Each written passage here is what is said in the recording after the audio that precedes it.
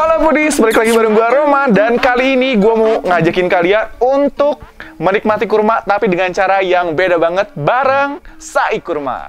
Gue punya dua produk. Ini yang pertama ada susu kurma, terus yang ini nih ada kurma suraji. Kalian tahu nggak suraji itu apa? Suraji adalah sukari tanpa biji. Jadi ini tuh adalah salah satu jenis kurma yang namanya kurma sukari.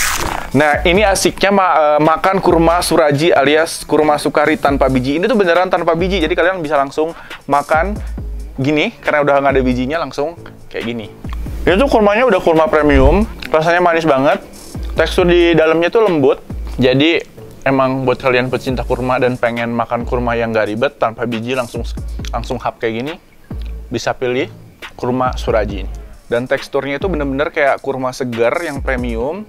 Jadi emang rasanya enak. Nah, di belakangnya itu ada informasi atau fakta mengenai kurma sukari dan kalian bisa lihat dia manfaatnya itu banyak banget.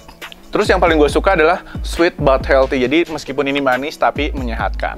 Sekarang kita cobain yang susu kurmanya atau ini tuh namanya Skoy tuh. Jadi ini adalah gabungan antara fresh milk dan juga premium kurma. Wow, gue bener-bener suka banget. Ini tuh bener-bener nyegerin banget. Udah itu kalian kalau minum ini udah dapetin dua manfaat sekaligus. Manfaat dari susu segernya dan juga dari manfaat dari kurmanya.